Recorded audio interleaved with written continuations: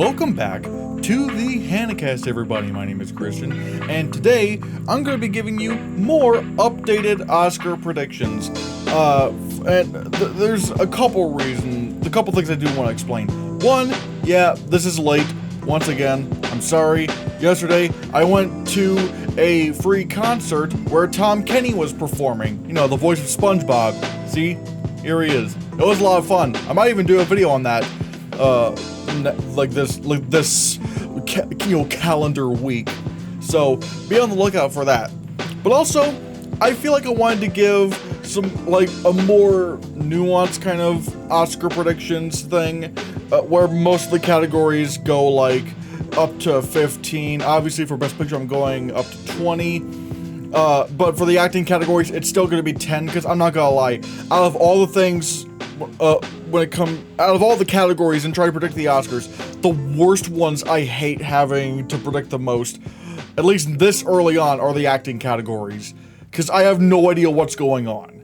I can make some guesses from Best Picture, but the acting categories, admittedly, they're the hardest ones to figure out. So there is that. Also, I feel like I needed to update these because I just completely forgot about the fall festivals and how, because certain movies weren't announced for, TIFF or Telluride or even New York Film Festival, that I might as well just take them off the list because they're probably not even coming out this year. Starting with Best Picture, overall the top 10 is the same. Number 1 is Oppenheimer because I feel like it's probably the most, groundbreaking achievement in film today. It's overdue to give Nolan an Oscar, which we're going to talk about here in a bit, more in depth. It's a sensation. It's showing that big adult, biopics that are really innovative can still make money at the box office. And it's just overall, Oppenheimer is the triumph of cinema this year. Then at number 2, you got Killers of the Flower Moon. I really don't think it's going to win Best Picture. I don't know why I have it at number 2. Maybe it's just a bet. I don't know what's going on.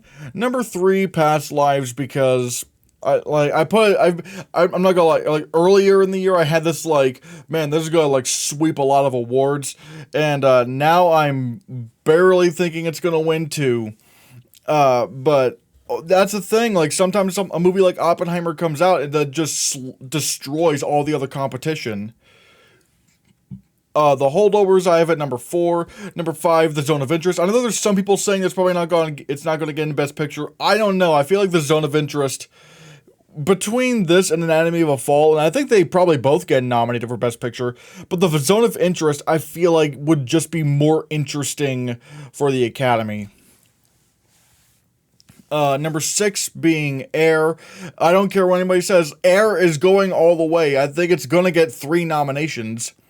I think it's going to do significantly well in the guilds, because I've always said this, the movie has a great narrative behind it. Well, for one, it's great. It's a great movie. People really like it.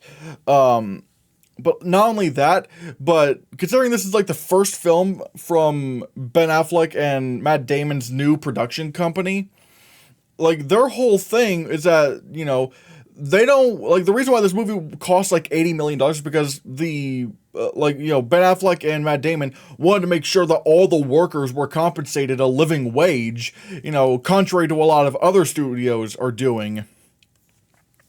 So, with Air, especially now with the strikes, more than ever, there's gonna be a huge passion for this film in the guilds.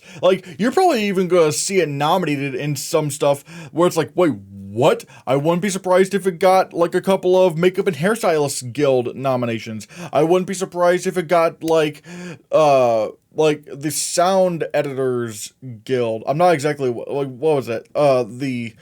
The Golden Reel Awards, I want to say. I want to say that. Yeah, the Golden Reel Awards, because I think that's for sound mixing, or it's either Golden Reel Awards or the Cinema Audio Society. I think Cinema Audio Society is sound mixing, Golden Reel Awards is sound editing. You're probably going to see a couple of nominations at the Sound Editors Guild. I think you're probably maybe even going to see Air nominated at the Art Directors Guild for, like, period film, and perhaps the Costume Designers Guild for period film, which I know sounds weird, but remember how Marvel didn't get nominated for practically anything at the Visual Effects Society, this year? Well, that's because despite Doctor Strange 2 clearly being number 2 behind Avatar, there was that article that came out in 2022 where it was talking about how Marvel doesn't treat its visual effects artists well, and wouldn't you know it, the Visual Effects Society, like, pretty much says, screw you, Marvel, and pretty much shuts them out. Like, the only nomination Marvel got was, like, outstanding effects simulations in a photoreal feature, which was the water in Wakanda Forever, which, like, all right, but the fact that Doctor Strange got nothing, I think, just kind of shows that the Visual Effects Society were not taking kindly to Marvel, because Marvel wasn't treating the visual effects artists properly. And so now you have Air, a movie that is trying to compensate its workers fairly, especially in the era of the strikes. And I feel like you're going to see the guilds just love this film. Even in the SAG Awards, I think it's going to get lead actor for Matt Damon, supporting actor for Ben Affleck, supporting actress for Viola Davis, and SAG Ensemble. I don't think it's going to repeat at the Oscars, because I think by the time the Oscar nominations roll around, people are going to assume Air has just died. That Air has, it's probably going to, I think it's going to get Best Picture, Original Screenplay, Film Editing, and that's it. No acting nominations, nothing. And people are going to claim that this movie underperformed, but no, it didn't underperform at the Oscars, it just overperformed at the guilds. So I think that's what's going to happen with Air. And so I think it has a ton of things going for it. People seem to really like it. It's a very likable movie. It's a very lighthearted movie. And again, knowing the story behind, the treatment of the workers in Air, I think it's just going to boost a ton of passion for it. Number 7, Barbie. This is I'm going with this just off of the idea that the people who like it don't just like it, they love it. Like, they absolutely will go for this movie, because it's tough, because this is not going to be an Everything Everywhere sweeper like some people are thinking it's going to be. It's not going to do that. It's not even, I don't even think Greta Gerwig is going to do director. But because the thing is, with Everything Everywhere All at Once, even the people who didn't like Barbie still really liked Everything Everywhere All at Once. And even though Everything Everywhere All at Once, only won one BAFTA this year, it got nominated for a ton of them.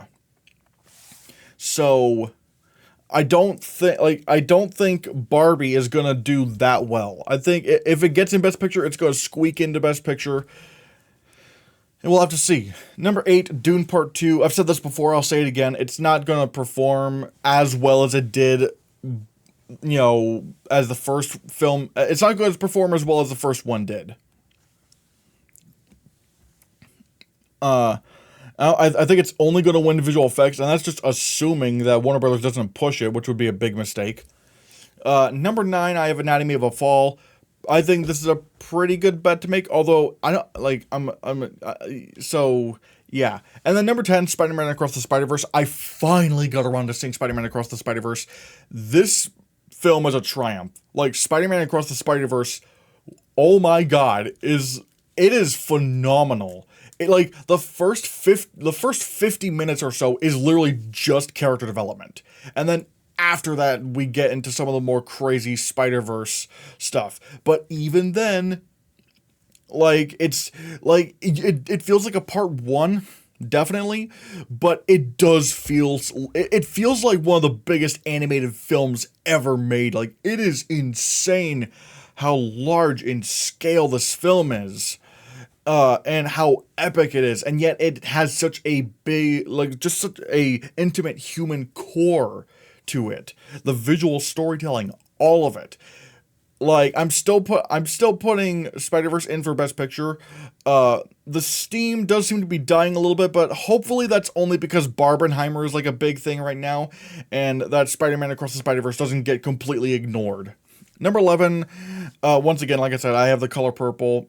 I feel this movie you have to surprise at this point to get a nomination, because the hype for The Color Purple seems to be dying, or at the very least, they need to release a new trailer, because so far it seems like people are kind of off of what the first trailer has had to offer.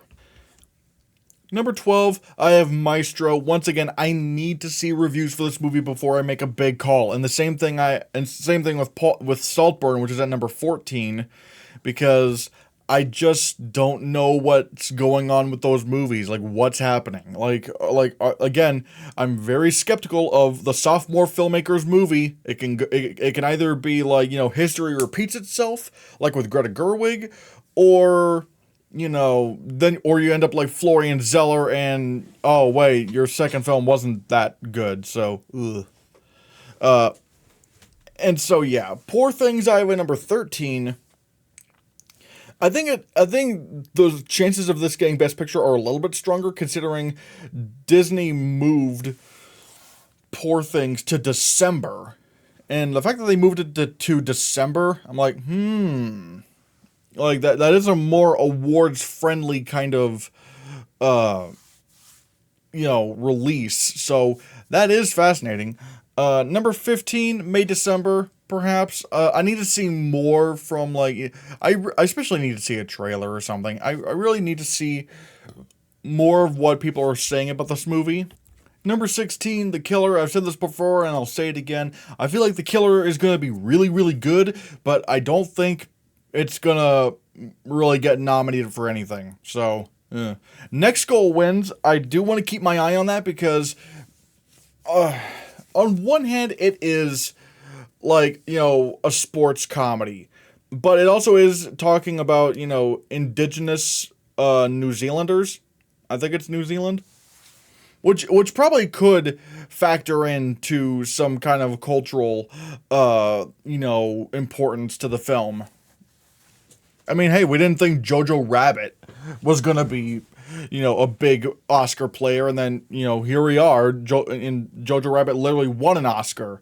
So yeah, and again, once again, I gotta say, people, like, if you're doubting this because it's a sports comedy, I completely understand. But if you're doubting it because of Thor: Love and Thunder, then you're an idiot, because, good God, don't, like, it's Thor: Love and Thunder. Like, why should we judge someone based on one movie? Maybe if there's a track record of missteps, then we can, have that discussion. But right now, Thor: Love and Thunder, like, don't dismiss Next Goal Wins just because of Thor: Love and Thunder. Number 18, All Dirt Roads Taste of Salt. The reason why I've put this movie here is because I have seen the trailer. It is utterly incredible. It is I don't know why it took me this long to see the trailer for All Dirt Roads Taste of Salt. The trailer looks incredible, and so far the reviews are really, really good, but the problem is people have seemed to have forgotten about it. And I really want to see this movie, and I'm feeling it could definitely be like a top 10 films of the year for me. So yeah, I really want to see All Dirt Roads Taste of Salt. And again, it looks beautiful. Not only is the trailer beautiful, but like the cinematography looks beautiful. It looks like a very beautiful kind of film, and Barry Jenkins is producing it. But I have it so down at number 18 because it feels like people just don't know about this movie. People don't know that it even exists. 19, North Star. It's this movie with like 3 actresses. One of them is Scarlett Johansson. And it also stars Kristen Scott Thomas, who's also directing and writing the movie, and Frida Pinto. I'm assuming she's the third sister. But, like, this film kind of just kind of screams like, classic play-like Oscar film. Even though I'm pretty sure it's not based on anything. Yeah, it's an original screenplay. But I want to keep my eye on this. And then some people are talking about Origin, which is premiering at one of the fall festivals this year. I'm not gonna lie. It, like, on one hand, yes, it is directed by Ava DuVernay, who did, Selma. Awesome. But I read the synopsis, and it's based on a, like, I don't even, hold on, let me look this up real quick. Yeah, IMDb lists the storyline as as the unbroken system that has shaped America and chronicles how lives today are defined by a hierarchy of human divisions. That's not a story. That's just the themes of the movie.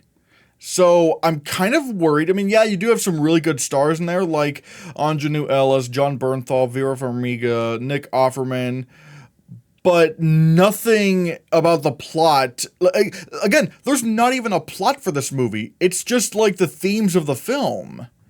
So because it's being so vague, it kind of like flashes like warning signs, like because, like, we saw this with Bardo. Bardo only talked about like the themes of the film and like, oh, it's like a spiritual journey of self-importance or whatever.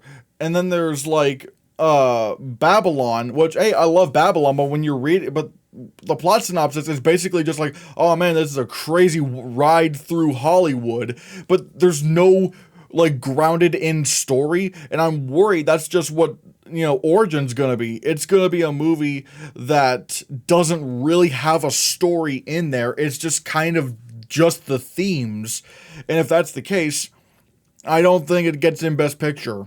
I really don't. I would need to be convinced by a trailer or an updated plot synopsis to see if there's like actual characters and a narrative in this story, instead of just being like an anthology of like of themes. For Best Director, I still have the top 5 that I had before. Number 1, Christopher Nolan for Oppenheimer. This is his year. If for nothing else, he's going to win Best Director for Oppenheimer. Number 2, Jonathan Glazer for The Zone of Interest. Number 3, Celine Song for Past Lives. Number 4, Martin Scorsese for Killers of the Flower Moon. And number 5, Alexander Payne for The Holdovers. Honestly, this 5 could just ride on into the Oscars. They could just ride on in. Number 6, Justine Triet for Anatomy of a Fall. Number 7, Ben Affleck for Air. I would not be surprised if the DGA tried to go with Ben Affleck. Number 8, Denis Villeneuve for Dune Part 2. I think Dune, if Dune's going to perform worse than the first one at the Oscars, then why would I predict Denis Villeneuve to get nominated for director? I really don't understand that. No, he's just gonna have to go home without an Oscar nomination for directing once more. Number 9, I have Greta Gerwig for Barbie. No, I don't think that's happening. I mean, I wouldn't mind if that happened, but I think Barbie is only gonna barely get in Best Picture. I don't think, and if that's the case, I don't see why Greta Gerwig would get nominated for director. Number 11, Blitz Bazawule for The Color Purple. I don't think that's happening. Again, this movie you have to kind of surprise for that to happen. Number 12, Emerald Fennell for Saltburn. Once again, I need to wait to see what this movie's like, but even then, I don't think even she touches any of the top 5 that I have here. Number 13, Todd Haynes for May December. I'm just kind of putting it in there for putting it in there. Number 14, Yorgos Lanthimos for Poor Things. And number 15, Raven Jackson for All Dirt Roads, Taste of Salt, because it does look like a very direction-based film. Like, it is very direction-heavy. But this movie had to perform, like, would have to, either gain, way more attention later on, or, once the fall festival starts. Then I don't even know, let me see if All Dirt Roads, Taste of Salt is playing anywhere. Alright, it is coming to the New York Film Festival, where I think there's a good chance that All Dirt Roads, Taste of Salt could probably perform even better there than in the Cannes Film Festival. No, it was Sundance where it premiered. But yeah, so we'll have to see about that. It would be really great to see this movie actually successfully get in. But those are my predictions for director. For lead actor, I have the same top four. Cillian Murphy for Oppenheimer. I think he wins.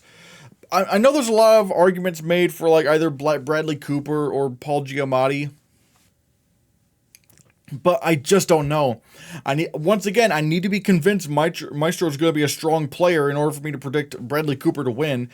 And Paul Giamatti for the holdovers, I just don't know. That does not sound like an Academy Award winning performance to me. It just doesn't.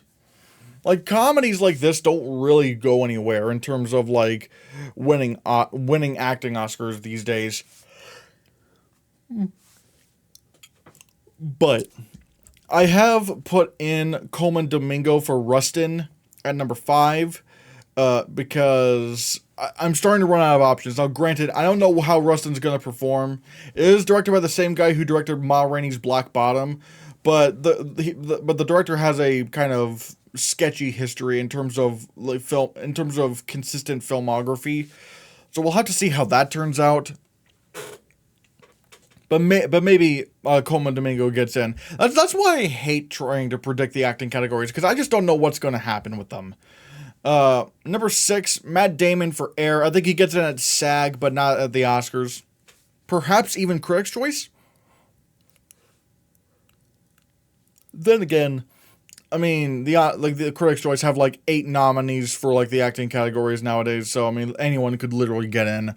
And number 7, I have dropped down TOU for Past Lives. I feel like, once again, he is just kind of fallen off. I feel like he's not really going anywhere. Number 8, Barry Keoghan for Saltburn. Once again, I need to be proven that this movie's a real thing, like a real contender, before I predict it for something like this. As of right now, I don't know. Number 9, I've heard, Jeffrey Wright's going to be in a biopic called American Fiction. Maybe that happens. I don't know anything about it, which is why I'm keeping it so low. And then number 10, I have Kingsley Benadir for Bob Marley, One Love. I don't know. Once again, it's kind of he's kind of a placeholder at this point. Then we have lead actress, in which I'm still predicting Greta Lee to live for Past Lives at number 1. At number 2, I have Sandra Huller for Anatomy of a Fall. Number 3, I have Fantasia Barrino for The Color Purple. Number 4, Natalie Portman for May December. And number 5, I have Annette Bening for Naiad. Again, I'm kind of running out of spaces because I initially had Jessica Lange for A Long Day's Journey into Night, but she's just disappeared. Like, that movie's just disappeared. It's not premiering at any of the festivals, if I'm not mistaken. Let me look up for a second. Yeah, Long Day's Journey into Night is just nowhere. It's not premiering anywhere, so it kind of makes me feel like it's not even coming out this year. So, yeah, I've just taken out Jessica Lange for that. Number 6, Triana Taylor for 1001. I do need to see this. So far, the trailer does make the performance very compelling, and people are keeping their eyes on her. So maybe, although I know it will be a very tough nomination to get, considering I don't think she'll get it at the Golden Globes. But then again, I don't know. I mean, you take out Margot Robbie and you take out Fantasia Barrino in drama, maybe it could happen. I don't know. But again, I don't know what else is possible. I don't know what else is going to be performing. But speaking of Margot Robbie for Barbie, I have her at number 7. I feel like this would be the pick that everyone would want to happen, but I don't know if it will happen. I think she's going to win the Comedy Musical Actress Golden Globe, and she's probably going to get nominated at Critics' Choice, maybe SAG, but I don't think she's going to get nominated for the Oscar. Number 8, Carey Mulligan for Maestro. Once again, I need to know what this movie's like before I make any hard conclusions. Emma Stone for Poor Things. I feel like the performance is just going to be too weird. I don't know if that's going to, again, I don't know if that's going to be a big contender. And then number 10, I have Scarlett Johansson for North Star. I do want to see what that movie's like before I make any big judgments, but at the same time, I mean, it sort of makes sense in a way, but the same, it really is a placeholder at this point. A lot of these bottom tier ones are kind of placeholders. For supporting actor, I've taken out Samuel L. Jackson for what was that movie called? I've taken out Samuel L. Jackson for The Piano Lesson because no Fall Fest like announcements at all. Just absolutely nothing. So I'm kind of thinking maybe it just doesn't come out this year. And some people are wondering, and one thing I keep forgetting to mention, why do I not have Coleman Domingo for The Color Purple, despite everyone else predicting him? I asked someone I know who is a theater nerd, like they're a big theater nerd. They said that his character, Albert, at least in the musical, he's not a standout at all. Like he's very you're more focused on like the main women in the play. So like Coleman Domingo probably doesn't really have anything much to do. Like there's no like the character of Albert is just not a standout in the musical. And I feel, and at this point, I'm like, all right, I think people are only predicting Coleman Domingo because they're like he's becoming like a big thing now, and he's already in the running for lead actor for Rustin. And so they're probably just saying Coleman Domingo because, you know, it's the name alone, Coleman Domingo is going to be like, ah, yes. But in reality, like the character is just, it's just nothing. It's sort of like how people were saying, oh yeah, Sadie Sink's going to get nominated for Best Supporting Actress for The Whale. And what happened? Nothing. Did not even come close, and it was Hong Chow. So, who was clearly the stronger contender. So, Coleman Domingo is just not happening.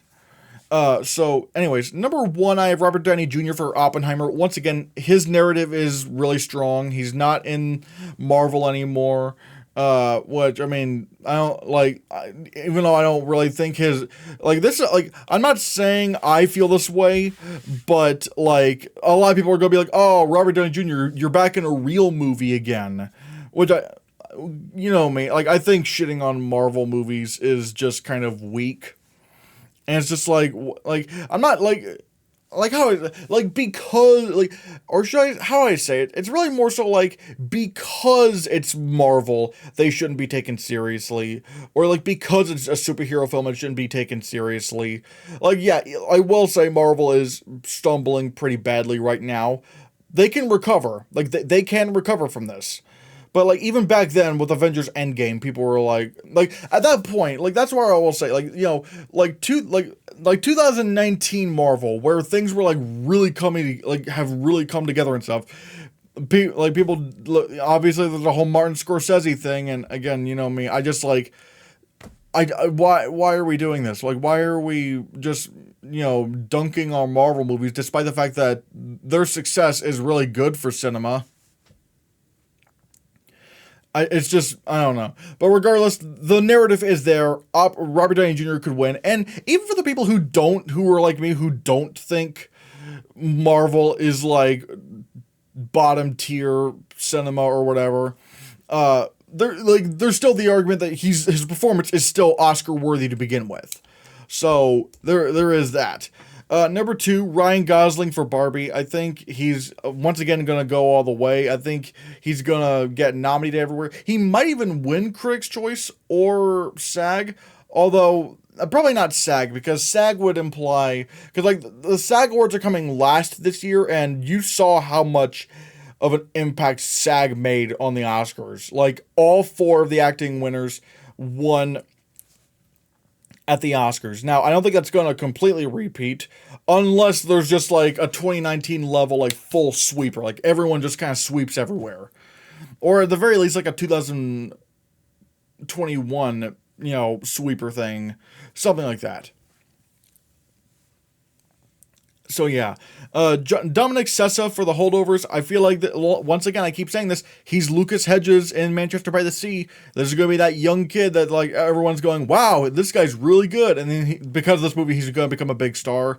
So I think that's going to happen. Robert De Niro for Killers of the Flower Moon. I'm putting it at number 4. Again, he could be weak because the Oscars have snubbed him before. I mean, just look at The Irishman. But regardless, and because I took out Samuel L. Jackson, John Majaro is back in the conversation with Past Lives. Charles Melton I have at number 6 for May, December. Number 7, I have Ben Affleck for Air. I think Ben Affleck's going to get the SAG nomination. Number 8, Glenn Howerton for Blackberry, possibly. The movie is not that big, but it is very, very much critically acclaimed, and everyone's saying that Glenn Howerton's amazing in it. So there is that. Number 9, Jesse Plemons for Killers of the Flower Moon, and number 10, Mark Ruffalo for Poor Things. Again, considering Poor Things is coming out in December, that could definitely help the movie's chances at more like above the line potential nominations. Then we have supporting actress. You know the deal. Lily Gladstone at number 1. I think that's happening. Danielle Brooks in The Color Purple is number 2. Number 3, Davine Joy Randolph for The Holdovers. Emily Blunt at number 4 for Oppenheimer. And number 5, I have Julianne Moore for May, December. Julianne Moore is really more of a placeholder. I don't know who could possibly be that number 5. I think the 4 that we have right here is very solid. Now, I did take out Taraji P. Now, okay, I think last time I had Danielle Deadweiler for The Piano Lesson, number 2, but I mean, the movie again, there was like no fall festival announcements for that movie, so I'm not expecting it to get. I'm not expecting it to come out this year. So I could put in Taraji P. Henson for The Color Purple, but again, the theater nerd friend I was talking to, they said that The Color Purple, like, the character is good, but you're really more focused on some of the other characters. So I think maybe Taraji P. Henson's not happening. Number 6, I have Viola Davis for Air.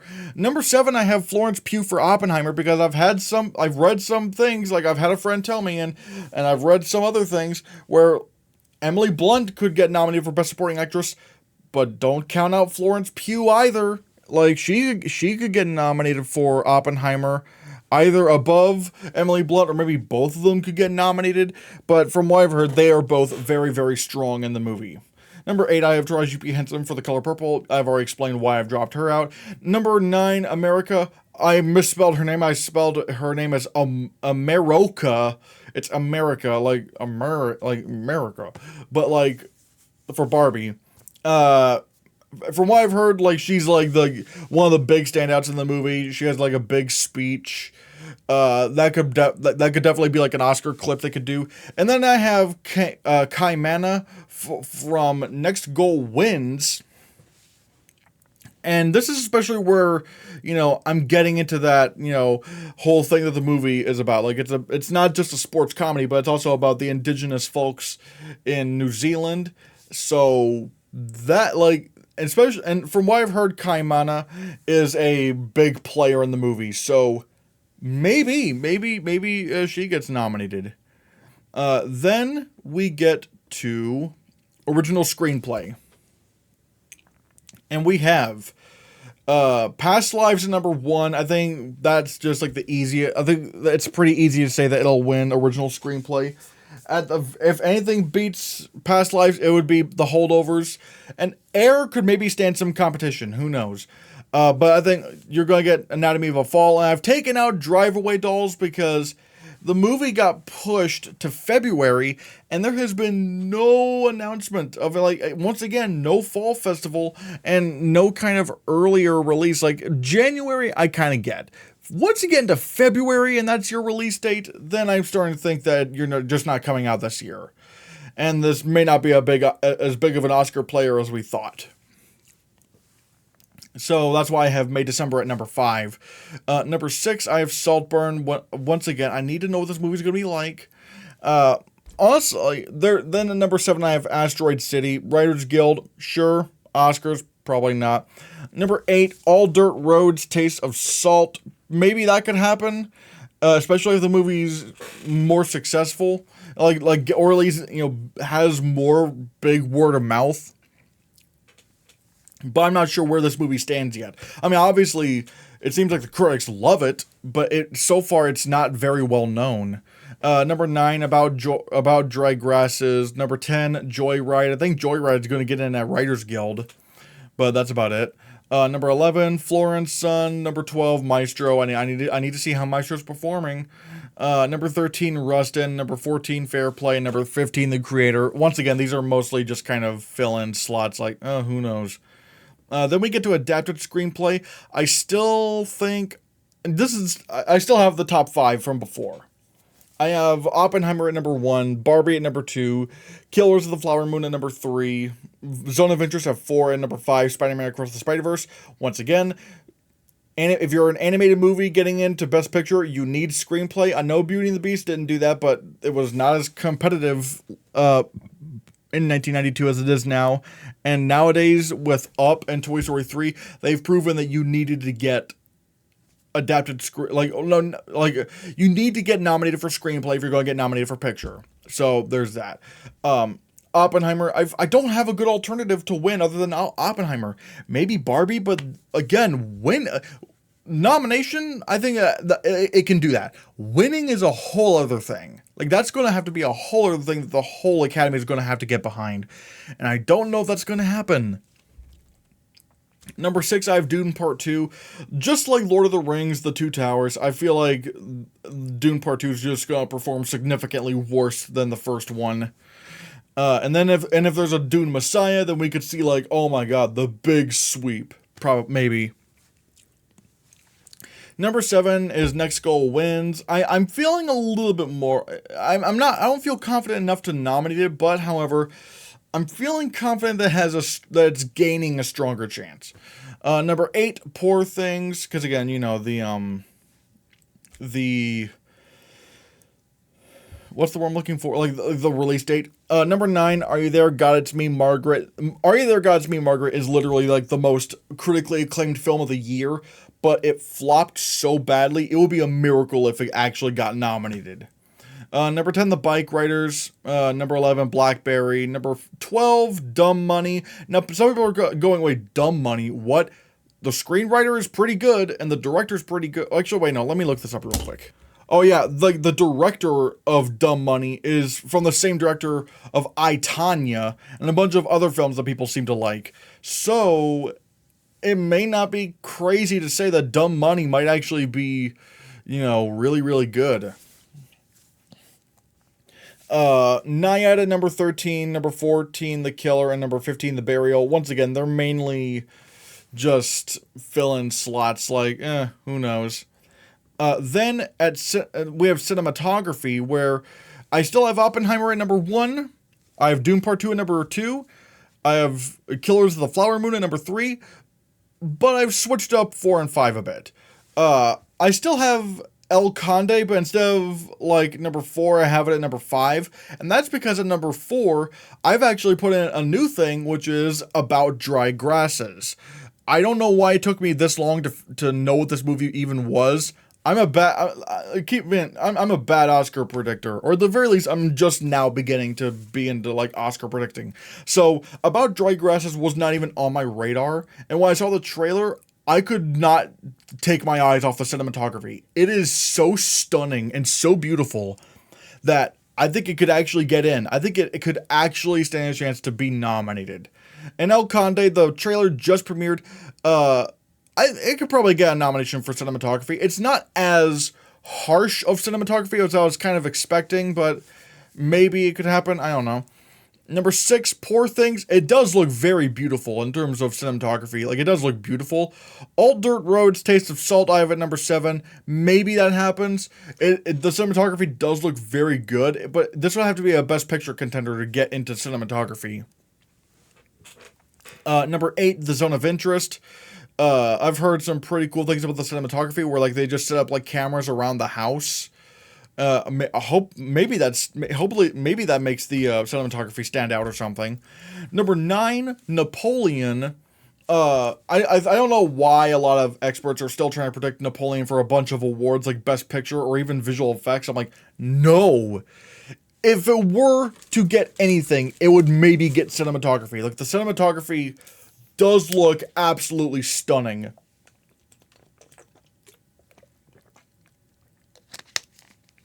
So yeah, number 10, I have Maestro. Matthew Libatique has been nominated for a few Oscars. Let's see where that goes, but again, I need to see how Maestro performs. Number 11, I have The Killer. Number 12, Asteroid City. Number 13, Barbie. Number 14, The Color Purple. And number 15, The Creator. John Wick Chapter 4, I don't know if it's going to get in. I mean, it would be really nice. It would be really cool, but I just don't know if they will do that. I don't know if they'll do that. If the cinematographers branch, like the ASC, the American Society of Cinematographers, if they nominate cinematography, then I'm like, if they nominate John Wick Chapter 4 for cinematography, that could, I'm like, maybe it gets in the Oscars. Film editing, we have at number 1, Oppenheimer. Number 2, Dune Part 2. Number 3, Air. Number 4, Killers of the Flower Moon. Number 5, The Zone of Interest. I've heard nothing but astounding things about the film editing in Oppenheimer and how it's paced like an action movie without being an action movie, which I think is gonna really thrill voters. And I know people are going, oh, why Air and film editing? It's like the editing in Air is very showy, and so I think if it gets nominated for Best Picture, it's going to get picture, original screenplay, film editing, and that's a pretty good haul right there. Number 6, I have Barbie. It is a big budget comedy, so maybe it could do that, but I don't know. Past Lives at number 7. Perhaps that could happen. I don't know. Number 8, The Holdovers. This could be like that Banshees of Inisherin nomination. Number 9, Anatomy of a Fall. Number 10, The Killer. Also, one thing I do want to point out, that I think I've forgotten to point out, is that really, for the most part, you need to be nominated in Best Picture to get film editing. Like, there are some exceptions. You know, sometimes you'll have Star Wars The Force Awakens, but for the most part, you do need to be nominated in Best Picture to be in contention for film editing. It's just a better bet to make. So right now, I don't know what, like, I guess maybe The Killer could be like that non-Best Picture nominee that gets in film editing. Number 11, I have Spider-Man Across the Spider-Verse. Now, I did talk with someone who is a film pundit and does know a lot about the Oscars and has talked to a lot of Oscar voters. They said that animated movies are not disqualified from Best Film Editing at the Oscars. Like, they can get in, it's just they never have. And they also told me that before the American Cinema Editors gave animation their own category at the Eddie Awards, which is the award show for film editors, animated films have been nominated 3 times at the Eddie Awards when they were in and competing in Best Edited Feature Film, Comedy, or Musical. You had Finding Nemo, you had The Incredibles, and even WALL-E won in 2008.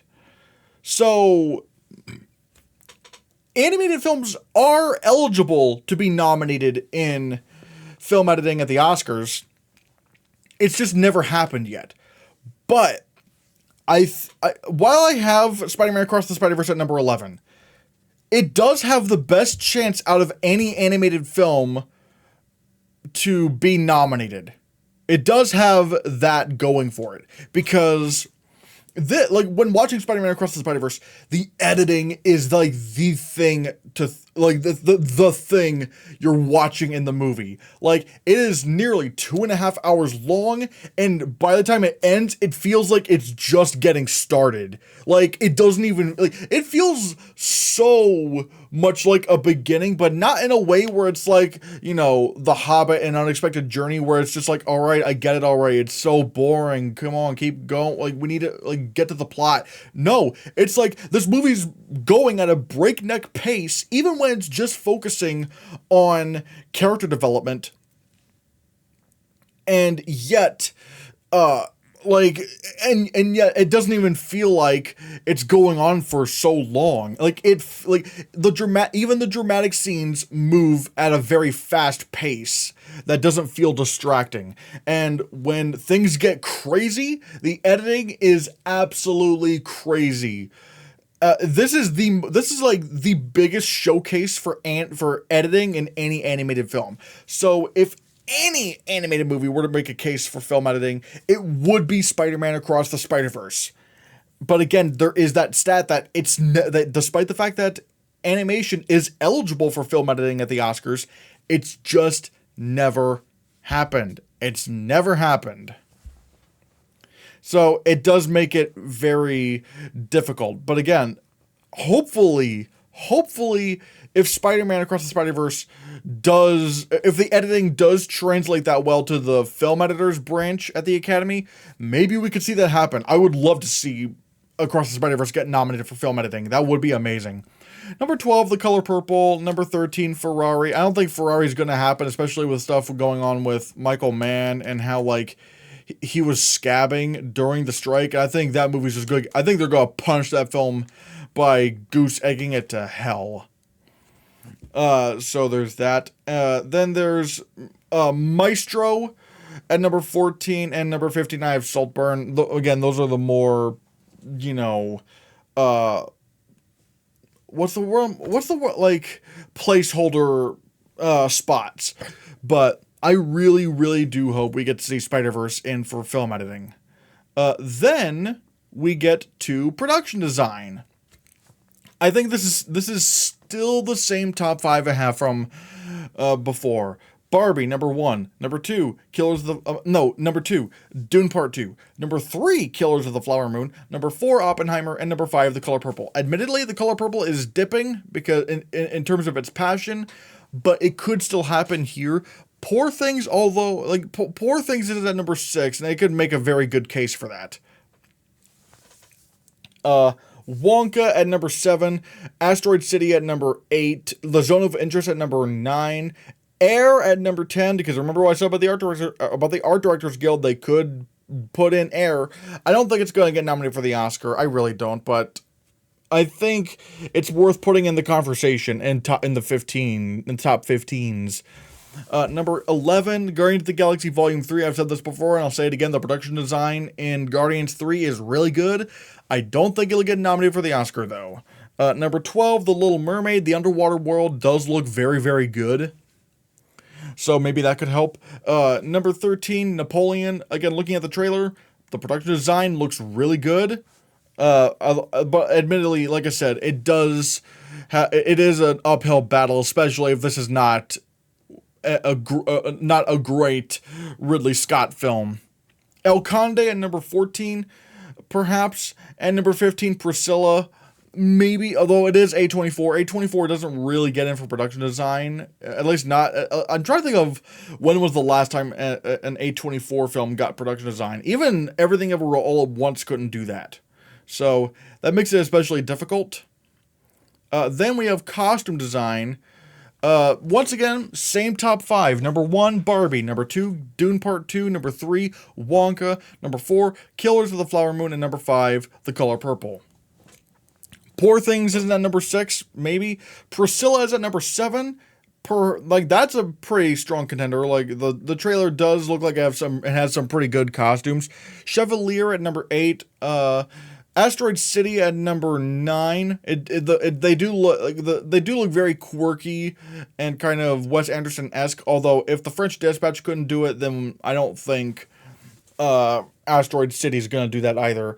Number 10, Maestro, because it's I wasn't thinking of Maestro, but the only reason why I'm putting in Maestro is because the costumes are done by Mark Bridges, and he's done like the costume design, the costume designing for movies like The Artist, which I think he won an Oscar for. There was Inherent Vice, which he was nominated for an Oscar for. Phantom Thread, which he won an Oscar for, and Joker, which he was nominated for an Oscar for. So purely because of the name Mark Bridges, I'm putting Maestro in at number 10. Number 11, the Hunger Games, the Ballad of Songbirds and Snakes. If there's one thing the Hunger Games were, at least the first couple films, were known for, it was their costume design. Maybe the Hunger Games, Ballad of Songbirds and Snakes could do that as well. Napoleon, maybe, although they do look the costumes in Napoleon do look kind of generic. So, I don't know. The Little Mermaid is at number 13. I'm not sure if that'll happen. It is a Disney princess movie, although it doesn't look like it's going as big as something like, Cinderella or Beauty and the Beast. I mean, even Aladdin somehow didn't get anywhere near costume design, which is very strange to me. Number 14, The Haunted Mansion. And because, it does look like the costumes do look very creative. And at number 15, we have Oppenheimer. I don't know why I have Oppenheimer in costume design. It would be a very boring choice for costume design because it's just dudes in suits, but that's why it's at number 15. So I'm not taking it that seriously. Then we get to makeup and hairstyling. Number 1, I have Maestro. I think it's easily going to win makeup because there's lots of big transformations in the film. At number 2, I have Guardians of the Galaxy Volume 3. I think this is going to sweep the Makeup and Hairstylists Guild Awards. This is going to do unbelievably well. Number 3, Golda, because that's Helen Mirren under all that makeup, and that's pretty astounding. Dune Part 2 at number 4, and at number 5, John Wick Chapter 4. I'm telling you guys, you need to take John Wick Chapter 4 more seriously in makeup and hairstyling, because this is Scott Adkins. That's not what he looks like in real life, but the makeup branch loves their kind of goofy fat people makeup, or where they take actors and they just make them completely unrecognizable. They love that kind of goofy stuff. Number 6, I have Poor Things. Number 7, A Different Man. That's the movie with Sebastian Stan where he's playing a guy who's horribly disfigured. Number 8, The Color Purple. I don't think that's going to get in. I ultimately don't think it's going to get in because it's literally it's probably just hair, like West Side Story was. And you don't get in for just hair, which is why I have Barbie all the way down to number 14, because a lot of people are saying, "Oh yeah, Barbie's going to get nominated for makeup and hairstyling, easy." I'm like, no, because the makeup branch likes their prosthetics. They don't nominate for just hair. It's very, very rare that they do that. But there's nothing really in Barbie that says anything, that is really stand out in terms of makeup and hair. It's not that I know of. Number 9, Oppenheimer, because there are some pretty interesting makeup transformations.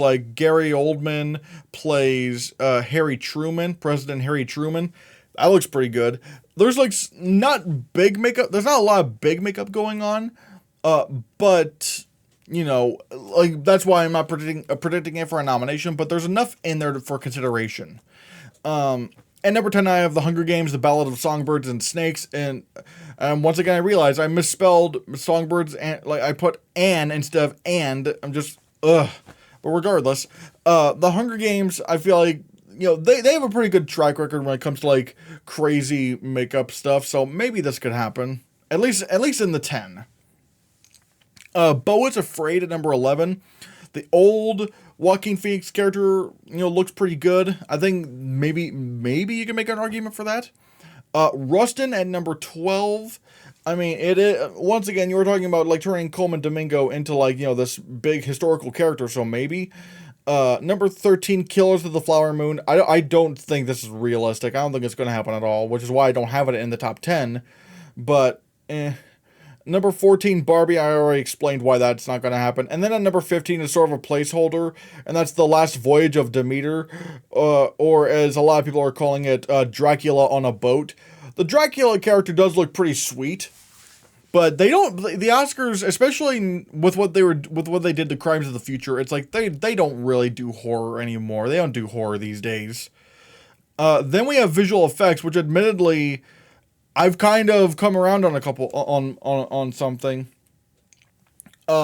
Number one is Dune Part 2, obviously.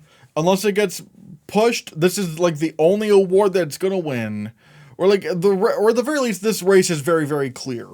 Number two, I have The Creator, because it is Gareth Edwards. The visual effects look absolutely stunning, and if Dune were to be pushed next year, then The Creator would absolutely win. Guardians of the Galaxy Volume 3, it is, Marvel's got to get in somewhere. So there's that. Number four, I still have The Little Mermaid. I feel like film Twitter doesn't really know what they're talking about. This movie's gonna get in for best visual effects, or at the very least, it's gonna be stronger of a contender than you think. And then, weirdly enough, Spider-Man Across the Spider-Verse at number five. I've seen this movie. Now, this is truly groundbreaking in terms of animation. Like, I've had my doubts, considering, Across the Spider-Verse, like, it's exceedingly rare for animated movies to get nominated in visual effects. But there are a few reasons why I have Spider-Verse at number five, why I'm actually predicting it for a nomination. One, this year is looking very weak. A lot, like, it's, for some reason, like, for, like, 2021, that's a really good year for visual effects. But then 2022 was not as good for visual effects that year. And then this year's looking to look even worse than that. It's like, why are visual effects getting, like, worse? I don't understand this. Or at least the competition in visual effects is getting worse. Because, like, 2019, that was you look at the shortlist that year, that was a banger shortlist. I'd maybe make, like, one change. But, like, overall, man, that was good. But, like that's basically what I was thinking with, like, the late 2010s visual effects contenders. Like, they were all just so good. But now it's like it's kind of decreasing. Like, the competition's just not as good. So that could help Spider-Man Across the Spider-Verse, because, like, there's low competition.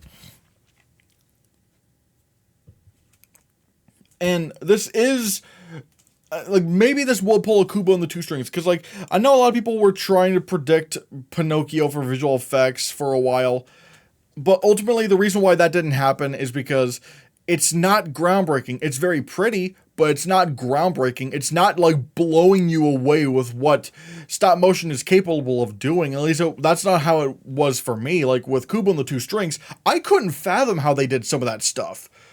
But with Spider-Man Across the Spider-Verse, I got that same feeling.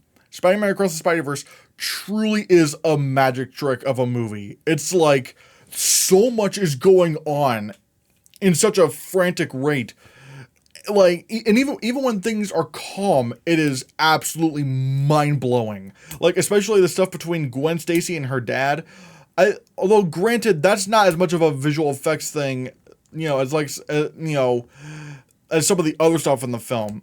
Even though animation in of itself is a visual effect, that is kind of a strange, like, it is a big conundrum. But with Spider-Man Across the Spider-Verse being probably one of the most groundbreaking achievements in animated films, even surpassing what Into the Spider-Verse did by a wide margin, Across the Spider-Verse could actually snag in a Best Visual Effects nomination. And I have pushed out Rebel Moon, and I've looked at some of the footage we've seen of Rebel Moon. For some reason, it's still not it's not impressing me as much. It's not impressing me as much as I thought it was. Maybe we need to see a full trailer. I don't know why there hasn't been a full trailer yet. But Rebel Moon, maybe. But again, no Zack Snyder movie has ever been nominated before. I still have Indiana Jones and the Dial of Destiny in there.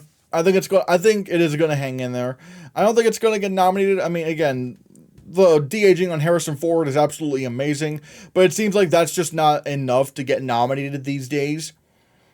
So, probably not. And then, yeah, I dropped the Marvels down a significant chunk because I rewatched the trailer, and I'm not going to lie, the effects aren't impressing me that much. And I'm the nice guy when it comes to Marvel. They're just not impressive.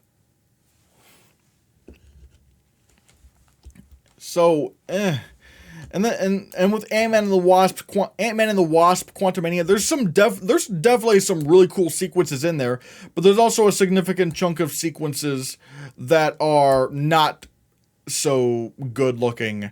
Like, in fact, I would maybe even say, I can't really change it now, but it's like, honestly, I might swap Ant-Man and the Wasp's Quantumania and the Marvels. I might put Ant-Man at number 8 and the Marvels at number 9. Because, like, Ant-Man, there's some stuff that doesn't work, but there's a lot of stuff that actually does work quite a bit.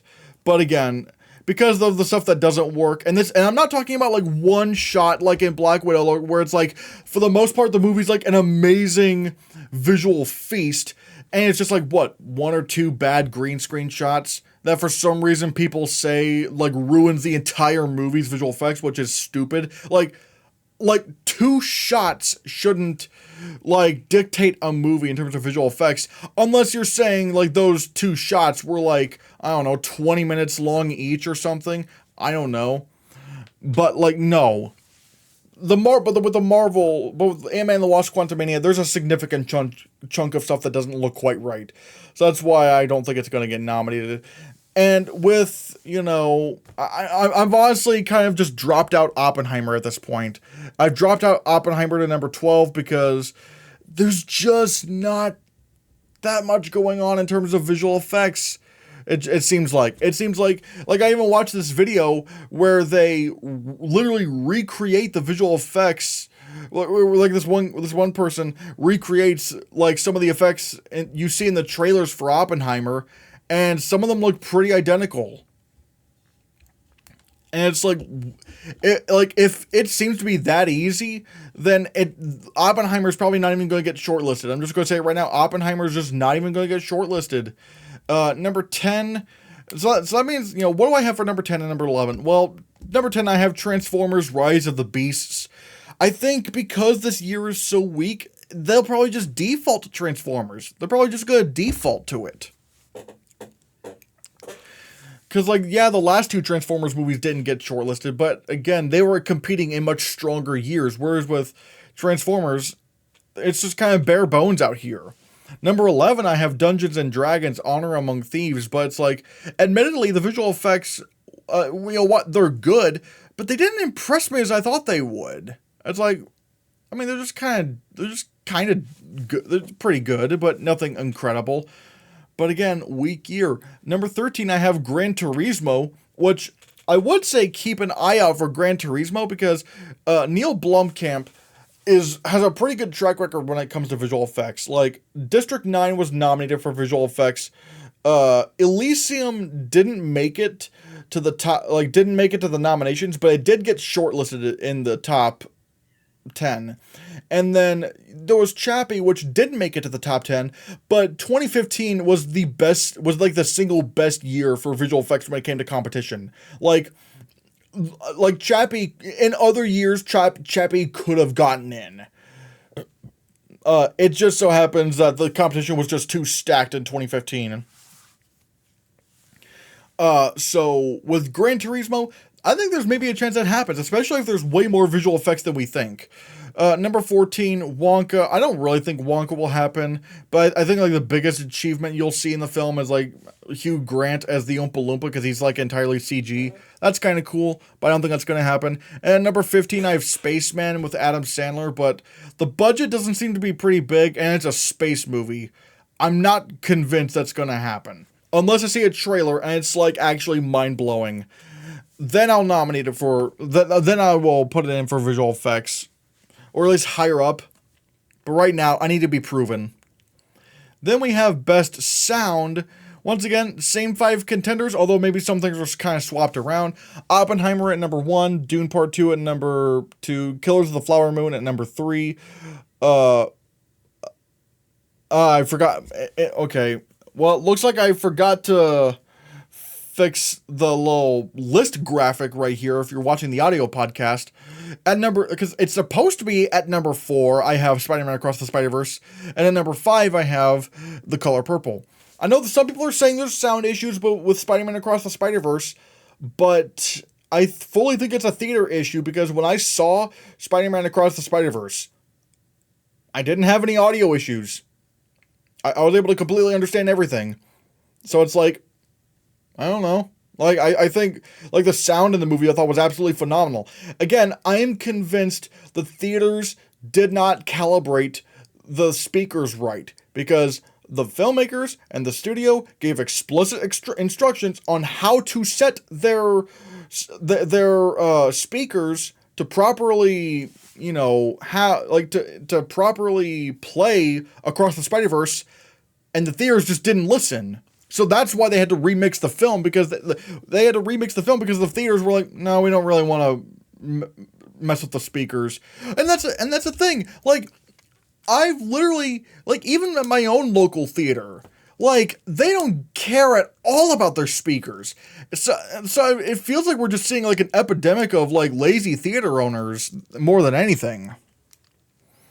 Because, again, when I saw Spider-Man Across the Spider-Verse, it was perfectly comprehensible. It was perfectly comprehensible. I could understand every word that was being said about that film. Number 6, I have The Creator. Once again, that could be a big contender. Sisu, like I said before, Sisu is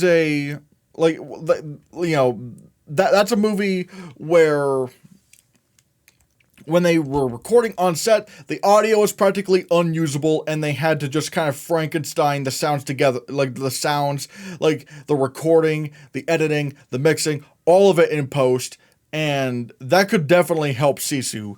Number 8, Gran Turismo. I finally remembered to put it in here, and Gran Turismo, once again, like, this is, like, it's a racing movie. It could get in. So there's that. I think it has a better chance than Ferrari, which I have at number 11. Like, I have Ferrari at number 11. Now, I just legitimately think Ferrari's not going to be a big player in sound. I think people are saying, "Oh, look, it's a Ferrari," but it's like, I don't know if it's really going to be that kind of movie, though. Number 9, I have The Zone of Interest, maybe. Mission Impossible: Dead Reckoning Part 1, maybe. Number 12, The Killer. Maybe, but again, it's a thriller. Thrillers don't tend to get nominated at the Oscars that much. Chevalier, I have at number 13. The sound in that is pretty good. Napoleon at number 14, because there's, like, some war stuff. And Indiana Jones: The Dial of Destiny at number 15. Number 15, Burger King foot lettuce. So, yeah. And original score, man, there's a lot of good competition here. We have Oppenheimer at number 1, which I think is going to win. People are saying this is Ludwig Göransson's best work yet, and he won an Oscar for Black Panther. So, Dune Part 2 at number 2. I don't think Hans Zimmer's going to repeat, especially if Dune Part 2 is looking to be a weaker contender. Elemental at number 3. I don't think Elemental's getting in for animated feature, but however, it does have a very, very good score that I don't think it needs animated feature to get that nomination. Number 4, Indiana Jones: The Dial of Destiny. Do not doubt John Williams for one bit. If you do, he will come up and slap you in the face and tell you why he's John Williams, because he always gets nominated. Spider-Man Across the Spider-Verse at number 5, especially now having seen it, it's like, the score is really, really good. And it really does drive the story a lot. And then at number 6, I cannot believe I'm saying this. Number 6, Teenage Mutant Ninja Turtles Mutant Mayhem. The score is by Trent Reznor and Atticus Ross, who did movies like The Social Network, Mank, and Soul. And it's like, you wouldn't think a Ninja Turtles movie like this would have a good score. I haven't seen the movie yet, but I have listened to the score. Oh my god, it is an incredible score. Like, my god, I'm almost wondering if 3 animated movies could possibly get nominated for original score. Like, I don't know if that's ever happened. Actually, let me check. And, yep, as far as, like, not counting, whenever they tried to split up the score category between, like, dramatic score and musical comedy score, or original score and adapted or song score. This category's been weird over the years, but when it was just best original score, the only time that 2 animated movies have ever been nominated were Up and The Fantastic Mr. Fox in 2009. So this will be, especially, and now with the competition being stronger, it will be interesting to see if both Elemental and Spider-Verse can get in. Plus, if somehow Ninja Turtles were able to get in, because that would be nuts. Like, that would be history being made. Number 7, I have Past Lives. It could be like, that quiet score that gets in. The Killer, I have at number 8. Number 9, I have Killers of the Flower Moon. Maybe, but at the same time, Scorsese's movies don't get nominated for score that often. Like, they rarely get nominated for score, so I don't know if Killers will happen. If this movie truly has an original score, then sure, it could get in. And the composer of the movie has recently passed away, so maybe that could factor in, but this really depends on if there is a score in this movie to nominate. And it's not just, like The Irishman, or a bunch of other Scorsese films where it's like, maybe there's some score, but for the most part, it's a soundtrack. Number 10, Wonka. It could do that if,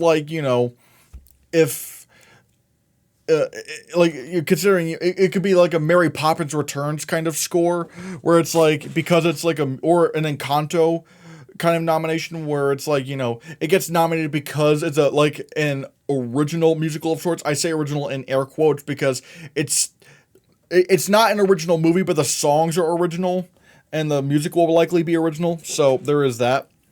So I think that could factor in.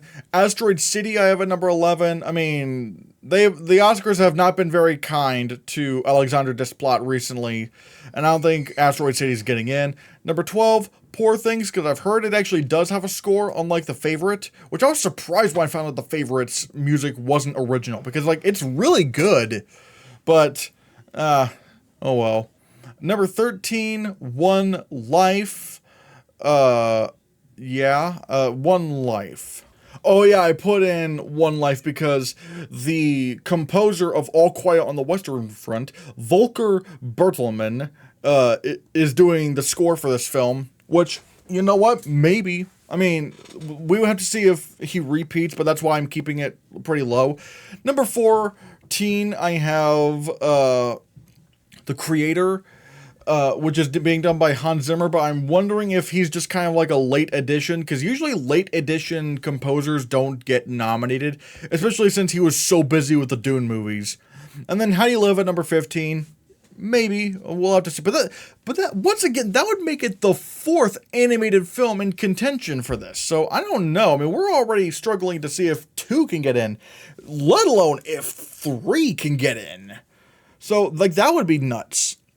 For Best Original Song, we're getting a bit of a clearer picture as to the competition. We still need, I'm just gonna say that number 14 and 15, number 14 is Something from The Color Purple, because I've heard there's an original song there, and number 15, there's Something from Wonka, but I don't know what songs are there, that's why they're at the bottom, but I'm pretty sure once we know what those songs are, they're gonna be significantly higher.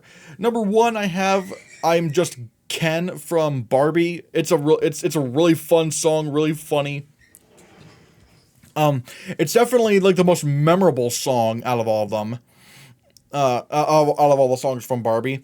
There, number 2, I have This Wish from Wish. Sort of like Elemental. It can get this nomination without being nominated for Best Animated Feature. Number 3, I have Gonna Be You from 80 for Brady. Now, initially I did have the Diane Warren documentary, but once again, no fall festival premiere. And apparently this movie's been in development for years and years and years now. So I don't know when this movie's supposed to come out. But right now, if that's not coming out, then 80 for Brady is actually going to get an Oscar nomination. Then we have number 4, Dance the Night from Barbie, which, oh my goodness, it is so that song is so good. It's such a good song. I think that could, I think if not, I'm Just Ken, Dance the Night could definitely be in there. Am I Dreaming from Spider-Man Across the Spider-Verse? Out of all the songs that I've listened to from that movie, what Am I Dreaming, which I think is the, end credits song of the movie, that's the one that hits the most. That's the one that's the most memorable. So there is that. A lot of people are probably going to be saying, what was I made for from Barbie? No. Like, at least I hope not. I hope what was I made for doesn't get in, because that song is a snooze fest. It's so boring. Compared to like I'm Just Ken and Dance the Night. Like it's all, and like I really hope they try to like I really hope Warner Brothers submits I'm Just Ken and Dance the Night over What Was I Made For, because What Was I Made For is so boring. Peaches from the Mario movie, I have at number 9. I didn't like Mario, but I do love the song Peaches.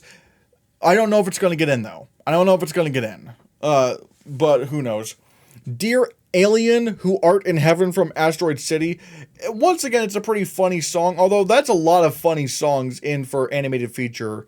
For original song, I should say. But that's why I have it in number 10 and not in the top 5. Steal the Show from Elemental. Not very memorable, but it's an original song, so I'm putting it in here. Spinning Globe from The Boy and the Heron. Not gonna lie, I've already kind of forgotten about it, so it's dropped down to number 12.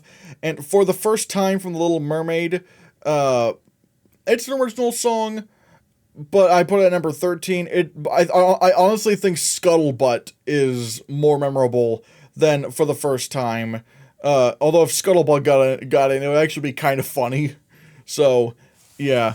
But right now, I'm really wondering, like, what original songs are going to be in The Color Purple and Wonka, and also, like, whatever documentary films are going to be in this, like documentary songs.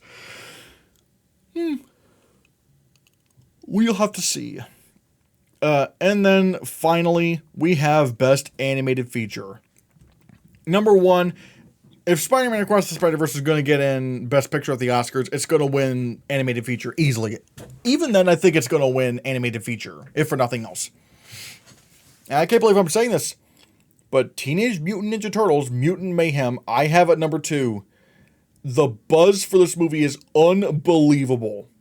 Like, wow. People love this movie. Even people who aren't big fans of Ninja Turtles love this movie, which is insane. So like this, I think this is like a number 2, if I'm going to be honest. Like everyone's just going, like, it just seems to be a very likable, like a very like agreeable film. The Boy and the Heron, I think it's still a solid bet at number 3. Number 4, Chicken Run, Dawn of the Nugget. Do not bet against Aardman. You're just going to embarrass yourself. And then number 5, I have Nimona. It's still the same top 5, but just I kind of readjusted Ninja Turtles. I think, honestly, this 5 right here, Spider-Man, Ninja Turtles, Boy and the Heron, Chicken Run, Nimona. I think that they're going to go all the way.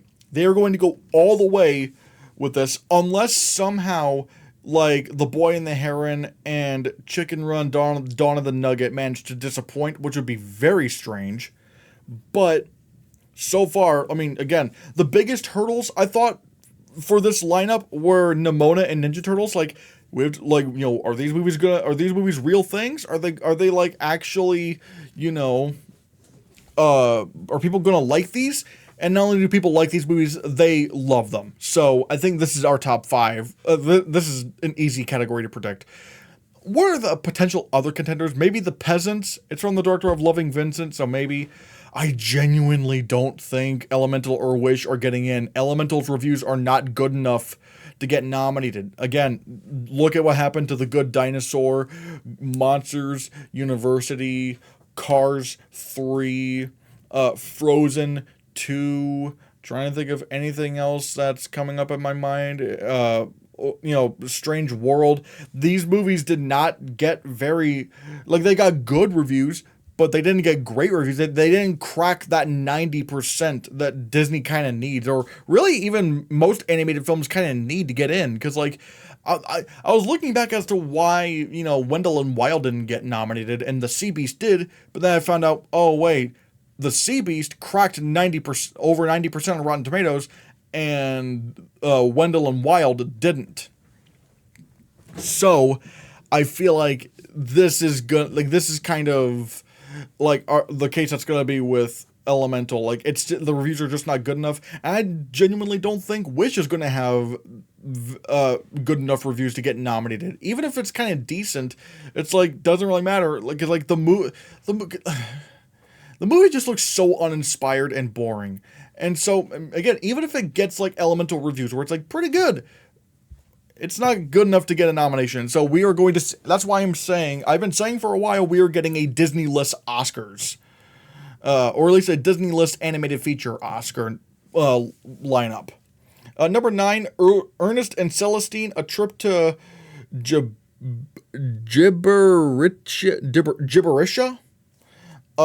I think it's coming out this year. The first Ernest and Celestine got nominated.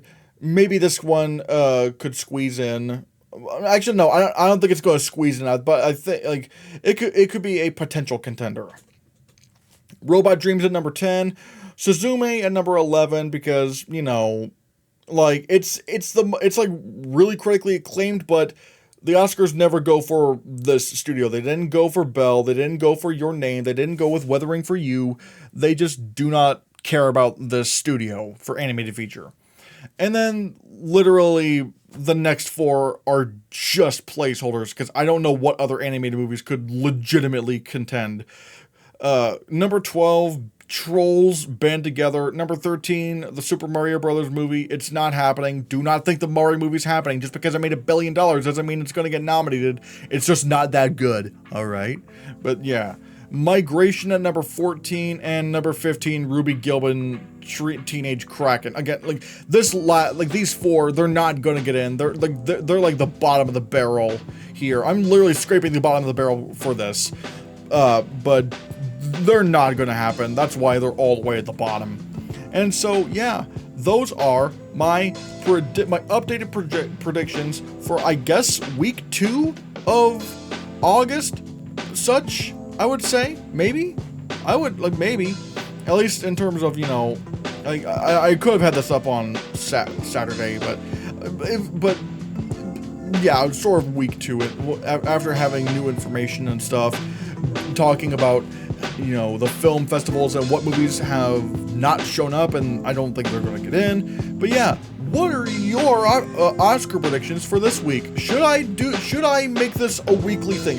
Should every week on the podcast, should this just mainly become like an Oscar predictions podcast? Like, I don't know.